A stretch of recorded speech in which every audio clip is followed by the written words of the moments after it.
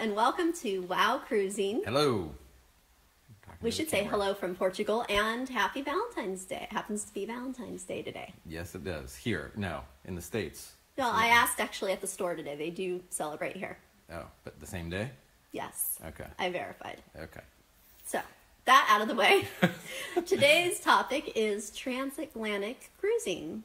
We just had a debate about this getting ready for this video, and I thought that I had done 4 and Jed had done 5. Apparently she did one in her sleep, in a dream, since we can't find all 4 when we think about it. Yeah, because we were naming them. So shall we name them for them?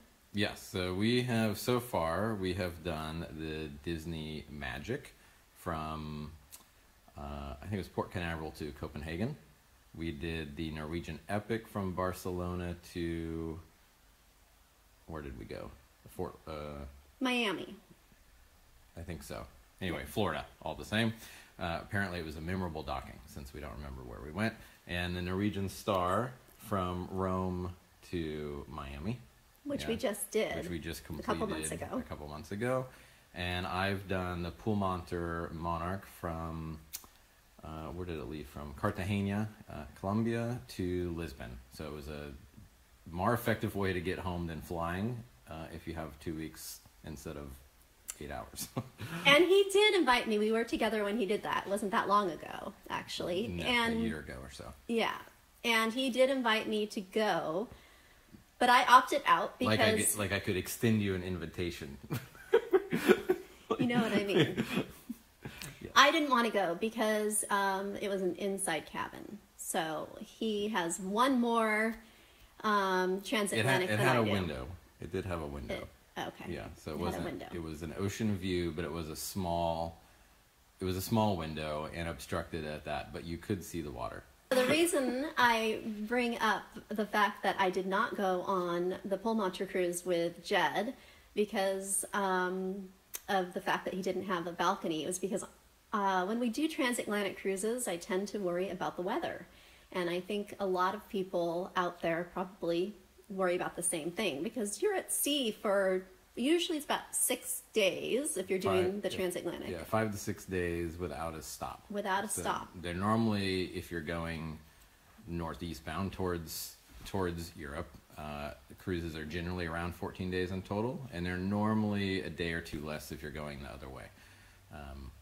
So weather can be a big concern when you're in the middle of the Atlantic and there's no place to go. Yes, and I was worried about not having a balcony because I can get claustrophobic, and if the weather was bad, I just wanted to kind of know that I would have my own little haven to go to, and since that wasn't going to be an option, I didn't go. And he ended up, of course, having perfect weather. The weather was like being on a still lake. Okay. But you don't know that in advance. You don't know that in advance. So one of the things we were going to talk about, did I already say that, was the weather on these transatlantic cruises. Because I think that is... It's a concern. And I think weather is a concern generally for people being on the water in any time. But in this case, you're a little stuck. And if the weather's bad, there's not much you can do about it. We've had very good luck. Every transatlantic we have done, so lucky. We've had very good weather. Hopefully that persists for our next one coming up in April. We've been very lucky with the weather on our cruises, on our transatlantic cruises. We did, on this last cruise we were on the Norwegian Star from, as you mentioned earlier, mentioned that, right? Rome to Florida. And we had some rough days heading out of Europe. In fact, they were having high winds and all kinds of crazy weather advisories in Europe. Oops, no ums. Darn it. You can leave a couple, right? So when we left Rome, it was storming and, very windy, and we got on the boat, and the first couple of days... They weren't too bad. I mean, you noticed that there was wind, and there was some movement, but it wasn't like the ship was, tilting or people were getting sick. You just felt the water. No. Because when we did the Disney Magic to Copenhagen, we had perfect weather. However, friends of ours were on the cruise ahead of us by I think 1 to 2 days, and they said that the weather was so bad for 2 or 3 days of the crossing that everybody was just in their room throwing up, and they were just like a day or two ahead of us on the exact same route. Let me put a little don't worry so much though about that, because we don't want to talk you out of doing a transatlantic cruise, and in a little bit here we'll talk about the pros and cons of them. But just know that there are seasickness remedies and things that you can do that we'll actually have a whole other episode on that. So don't worry too much about that. I don't want to scare them. No, there's plenty of ways to mitigate it, and I think the odds of it are very low in the sense that the boats move around. So if a storm is coming, they will divert. I mean, of the cruises we've done, we have had our itinerary change, a couple times due to the weather. I mean, we never experienced the weather because the boat changed course and went somewhere else. In fact, when we were doing the cruise on the Epic, we were supposed to go from Rome to Barcelona, which we did, and just stay one night in Barcelona, and then go on to Madeira, Portugal, which is an island, and we were very excited. I was very excited because I hadn't been there. This was on the Star. This was on the Norwegian Star. Not the Epic. Did I say Epic? Yeah. Sorry. It was on the Star. And we weren't able to go because they said that the waves were, how high? Like 25 feet. Really what happened though was our engine broke.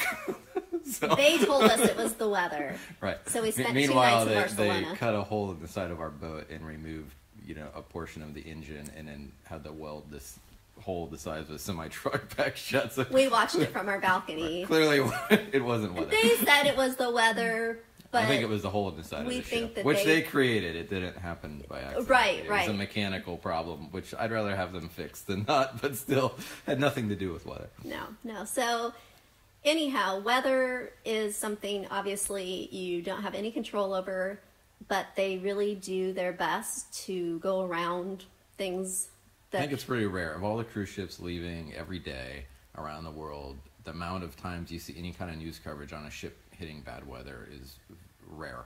Yeah. Every several years you'll see something, but it's like hitting turbulence in a plane. Sometimes it'll randomly happen and it goes away. Yeah, so don't let that dissuade you. So moving on, we will then maybe talk about the length of the cruise, because yes. I know some people might be nervous about just being on a cruise ship for more than, a few days or a week. Yes, just figure 2 weeks normally. I mean, if you're doing like the Queen Mary, it's a week. It's much more focused on just the crossing instead of having a cruise itinerary along the way. And you can bring your dogs on the Queen Mary, right? I think you can bring a dog, and I think it costs more than a human to bring your dog to board. There's them. that. Yeah. So maybe we wouldn't even save money if I went as a dog. So that's not a. Never mind. We haven't done the Queen Mary. We want to. Hopefully in the future we will do it. Hopefully in the future. I think it'd be a fun experience having high tea at sea. Yes.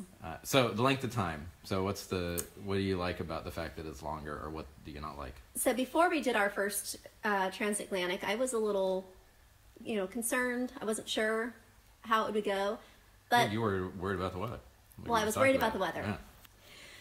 As far as the daily itinerary went, it was pretty fantastic, because they know that they've got all of these people, at sea, and they want to have you out and about, out of your captive audience, out of your cabin and doing things. And depending on the cruise line, obviously they have different things on their itineraries, but we had some fabulous days. I mean, just fabulous days where we were going all day long. And a lot of times I would be doing one thing while Jed was doing another, because, and then we'd meet up for bingo or... Right. And whatever. We have our son with us as well. And he would be doing things, either kid activities or reading, or joining us at bingo or trivia.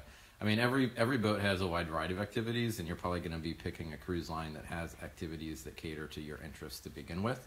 So just know that we've never been on a boat or ship rather, that did not have stuff more than we wanted to do, where you felt like you had to make choices to not do something to do something else. I've had to skip nap time multiple times. The siesta time is a big deal. Now, luckily on Pullmantur, which is a Spanish cruise line, on the cruise I did with them, they actually have in their schedule a siesta block of like an hour and a half where they have nothing going on the boat except siesta. That's a very Spanish thing. Yeah, to have a siesta it was kind of time. nice.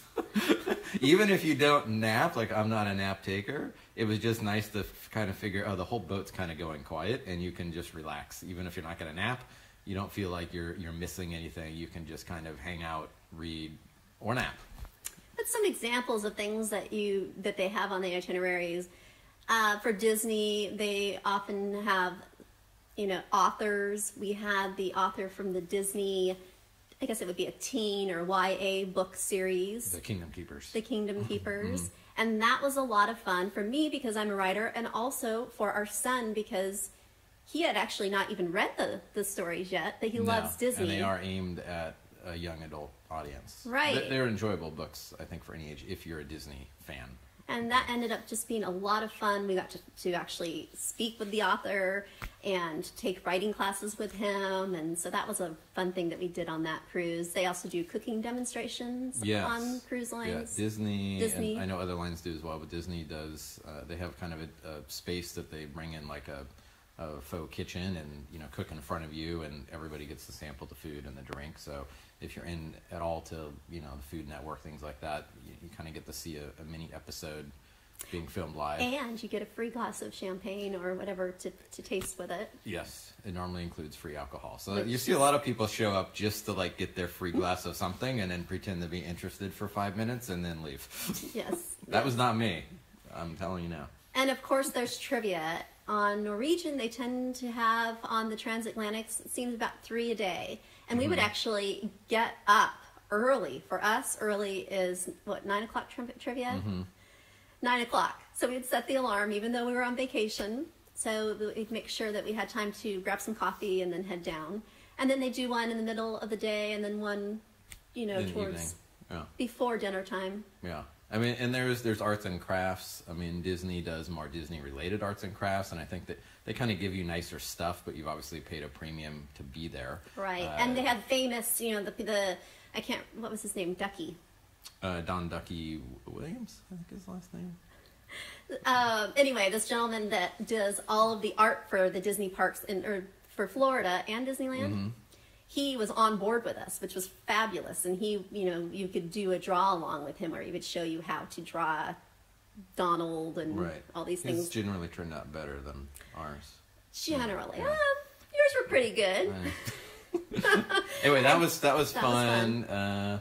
The Norwegian, they do origami classes. And they do painting classes. They do painting, although the painting they charge for. They do. And it wasn't That was cheap. an extra fee. And the origami, you have to even cut your own square. They just give you a normal sheet of paper, so they're not spare no expense. But and normally the person teaching you is reading a guide and they've never done it before, so it becomes a bit of a comical and entertaining activity. Some activities are more organized than others, but really, and then if you like the pool, obviously, the thing with Transatlantic is they tend to be either spring or fall because they're repositioning the cruise for the ship for the season. So it depends on where you are, obviously. But you can use the pool when you're first leave Florida for the first few days. It's usually warm enough. At that time of the year, it may not be warm enough to be in the pool. It kind of just depends. On the Epic cruise, they have, on the Norwegian Epic, they have a whole slew of water slides that are really quite entertaining. They have a big funnel, kind of thing. And we were able to use those. And we were able to use them for quite a few days. The weather was and they had a climbing wall. That was fun. Yeah, the weather was good enough on that cruise that we were in the water slides in the pool a lot. And we're not really sun lounger people. No. So kind of just go hit the slides, hit the hot tub, and head out. We don't lay around. We know that there are a lot of you out there that love to lie, by the pool all day, and that's so we're giving up our chairs for your benefit. Just thinking of you. Yeah, no, I sunburn. But there's all kinds of activities. There's beanbag tosses, and shuffleboard tournament. And that none was of these, a lot of fun. And we realized none of those sound good if you're not on a ship. I don't sit at home thinking, I wish there was a beanbag toss happening. I get that doesn't, you're not sitting at home thinking these are things I want to be doing.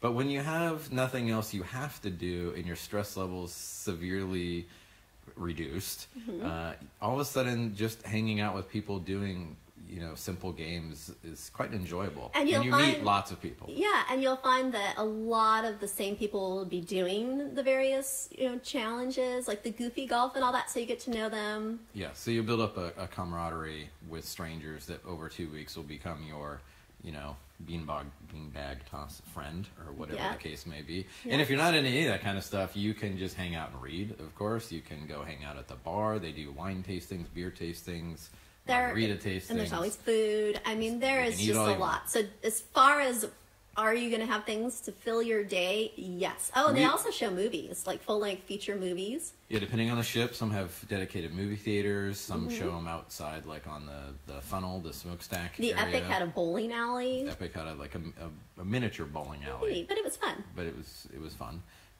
They normally have arcades. And if you're, not into any of that stuff, you can do nothing.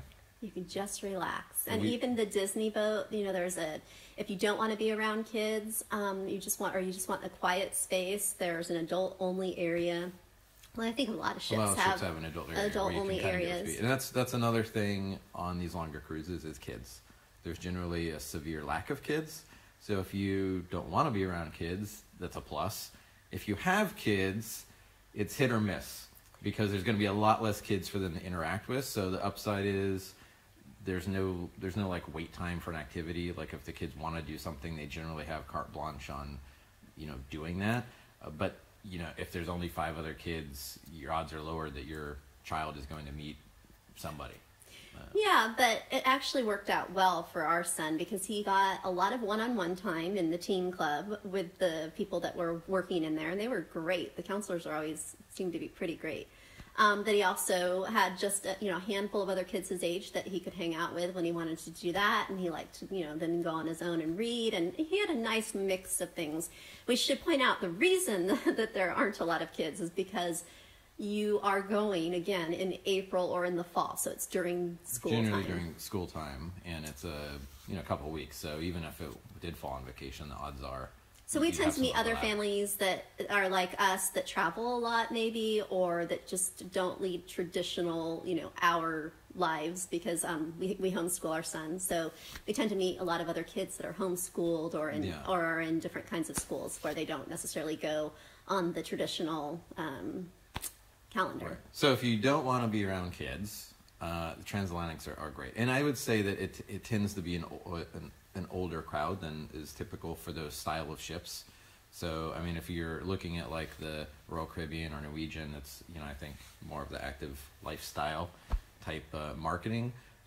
On the Transatlantics, the average age probably goes up 10 to 20 years. And it's nice for us because it makes me feel young again. Yeah, no. and it's not that there's anything negative about any of that. Just know that, if you're looking for like the dance club to be happening at midnight, it's probably not going to be. Probably not. There is dancing. There is dancing, and all those things are happening. But I think that it probably ends a little earlier. The exception, of course, I think like Pool Monter, same type of demographic, but all generally Spanish or Brazilian or Portuguese or that nature. And come midnight is when everybody went out and they danced until 4 a.m. every night. Which culturally, is much just later very different. than we go out.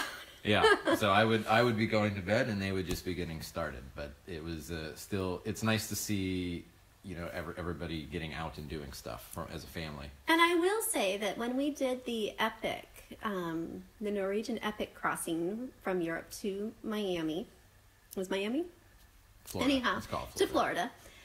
We got on just like 2 days before Halloween, and they had a big Halloween party, a dance party up on the deck. That was a lot of fun. It was a lot of fun. Not just because I won most creative. Yes, she did. I was a wind-up doll. Yes. But they actually went all out for Halloween, which was not expected. No, it wasn't. And we thought they'd do something. They did like a candy, I think called a candy crawl. They had like little stations for kids to go. And there was a few more kids on that cruise, teenagers. Not a lot. I mean, maybe 50 in total. So, I mean, to give you perspective, there's several thousand people on the boat, and 50 of them were under 18. So, that was kind of an exception, though. I mean, I think there were quite a few people that were out dancing on that cruise. Yes, there was quite a crowd for that. Yeah, and it was enjoyable. So okay, what else we got besides weather and time? So in regards to the price on transatlantics, that is actually a big pro because they tend to be cheaper, much cheaper. You pay the same for about the same for 2 weeks that you would pay for 1 week, right? Yes. And it used to be a better deal in the past, but it is still the best deal probably to be had. And tell them how much you paid for the Pullmantur. And I think when we did the Pullmantur cruise, it was somewhere around 200 to 300 euros. So figure another $20, $30 on top of that for dollars.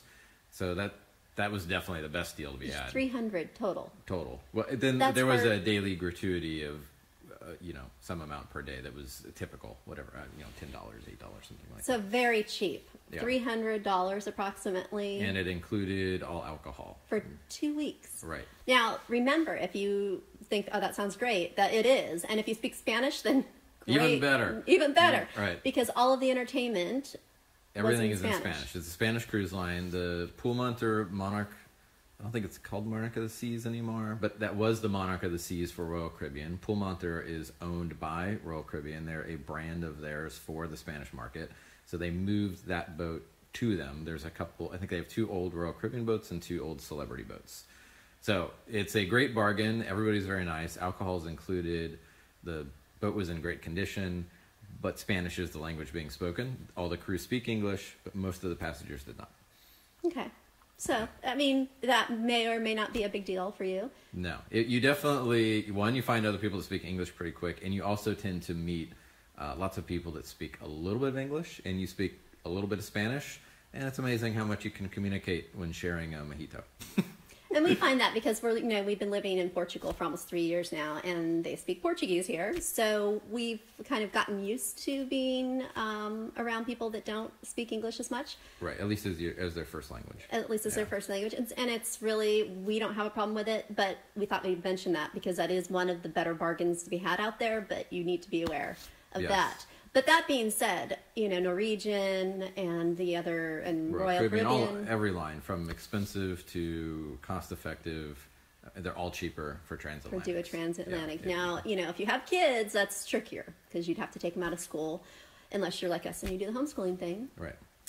So is that about... Oh, and we should let you know, if you want to come along with us on the transatlantic and see kind of a day-to-day thing, we're going to be taping as much as we can. Mm-hmm. We will be coming from the U.S. to Europe in April, so just a couple months away. Yes, it's going to be soon. Yes. Excited. So we will hopefully hit subscribe, and you can follow it. It'll alert them. Or no, hit the bell. Hit the bell, yeah. So comment below if you have any specific questions about transatlantic cruises or want to know about any of the ones we've done or just things or you about want us the to upcoming one. If there's something you want to know about it that we might not already know. Comment below, subscribe if you want to see those videos when they come up, and hit the bell so that you get alerted to them. And before we sign off, also know that in the fall we're going to be doing our first Trans-Pacific cruise, which I'm very excited about. Yes. We're going to be going from Hawaii to Sydney, Australia, which I have been to, but Jed has not been to Sydney. Rub it in. And there are going to be a lot of sea days on that. Yes. More than we've done on the Transatlantic, because I think the whole cruise is about 20 days?